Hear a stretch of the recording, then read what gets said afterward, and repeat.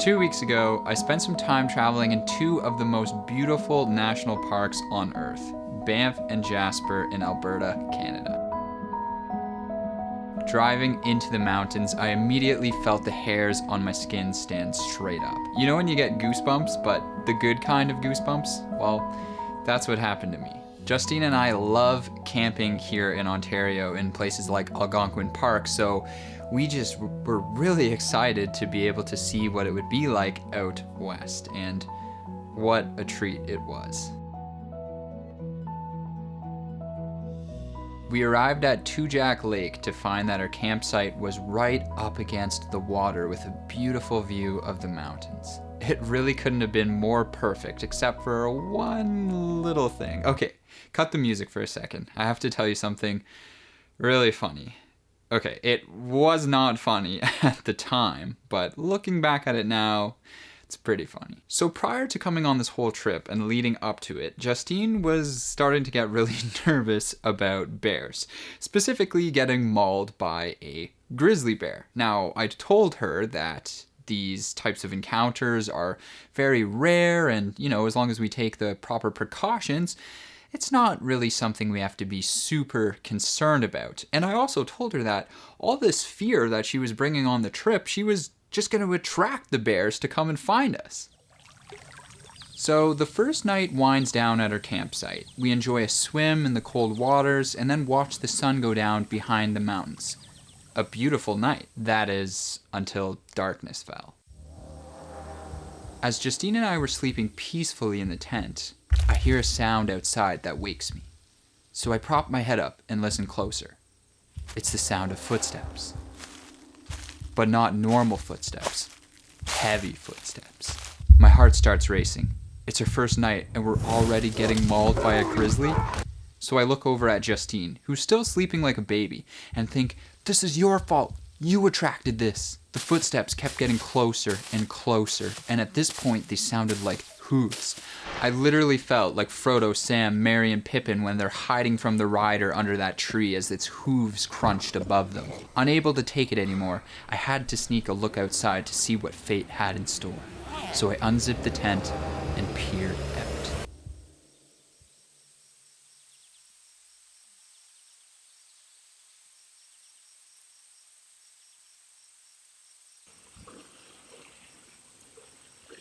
I was greeted by a herd of elk, mothers and their babies enjoying the fruits of the forest and the calm lake in the early light of the morning. I heaved a sigh of relief as my heart slowly stopped beating out of my chest. I can't say I had a good sleep that night, but it was definitely an experience that I will never forget. For me, putting myself into situations that are new, uncomfortable, and maybe even a little bit dangerous have always inspired me creatively. Later on in the week when we were in Jasper, we decided to climb the Indian Ridges, a 13-kilometer hike that takes you up a total height of over 9,000 feet, including Whistler's Mountain. To put that into perspective for my fellow Canucks, that's like stacking 5 CN towers on top of each other. And the path was a precarious thin trail perched at the tip of the ridges. Once again, those goosebumps returned. So we began hiking, and quickly I felt like I was once again in Lord of the Rings as Sam and Frodo hiking across Mordor. Eventually, we reached what we thought was the summit, only to realize that the trail actually continued up another 2 ridges, one of them looking particularly steep and dangerous. So we continued hiking until we were face to face with the final ridge we would have to climb, and in order to summit this one, we would have to scramble. Now, I don't have a lot of experience scrambling, so this was particularly a little bit scary for me, and as many of you will know if you've ever scrambled before, scrambling means losing the path, not sure which is the safest way to climb up, a lot of loose rocks, and if you make one wrong move, you have the potential of sliding down the mountainside. I couldn't even film on my camera at this point because it was that dangerous. But after much climbing and even a few fear-induced tears from Justine, we finally reached the real summit.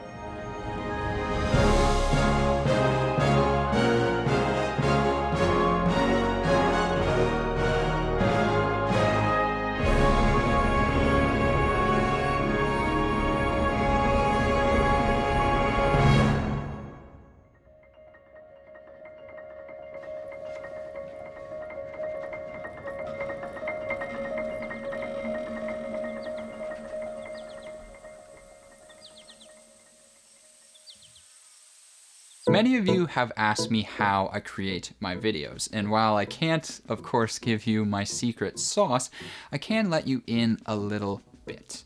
And in order to do that, you'll have to listen. Oh, not to me. Listen to all of that around you.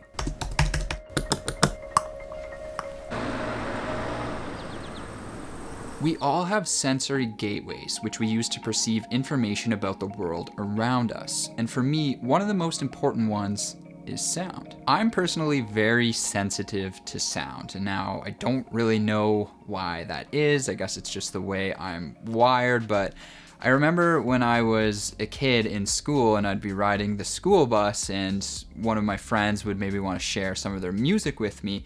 I'd put the headphone in and it would just be so loud, like unbearably loud for me. I couldn't believe that that's how they listened to their music. And then when I would go and be like, here, do you want to listen to mine?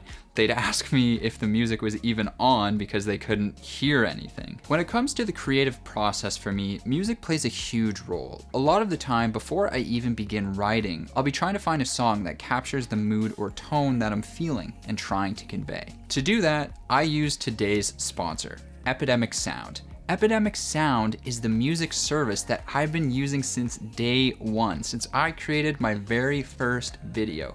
Any of the times you guys have asked me where I found a particular song from, that's where it's been from. I think what I find most inspiring about music is that it can convey so many words at once without actually uttering a syllable. When I'm stuck staring at a blank page and facing writer's block, one of the first things I'll do is search for a piece of music that has the right mood for what I'm trying to create. Oftentimes, I'll go onto Epidemic Sound and then I'll filter by their mood. You can filter by the mood of all the music they have, so it makes it really easy to find what you're looking for.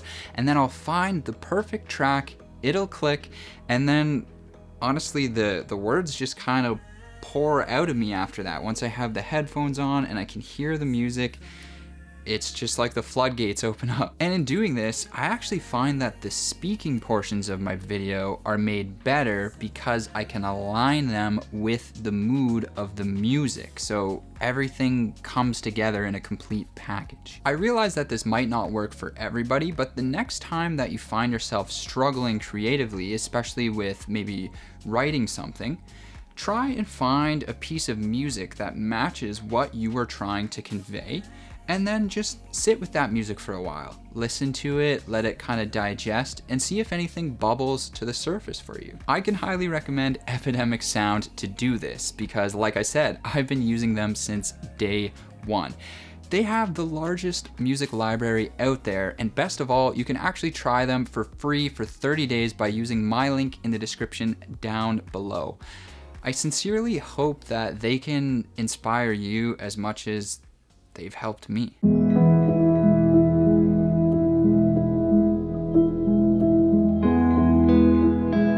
Now you might say, Steve, going on an adventure right now just isn't practical for me. It's just not in the cards. Is there any other way that I can find creative inspiration? Well, my friend, it turns out that there are many ways to embark upon a good old adventure. And one of my favorite ways is by diving into a good book. I just started reading a wonderful piece of work called Braiding Sweetgrass by Robin Wall Kimmerer. This is one of those books you read very slowly, stopping after each chapter to let it all sink in. I find this particular book so interesting because it combines indigenous teachings with scientific knowledge in a harmonious way that really speaks to me. The author is an indigenous woman, but she's also a decorated academic, allowing her to have a foot in each world, worlds that seem to be increasingly separate these days.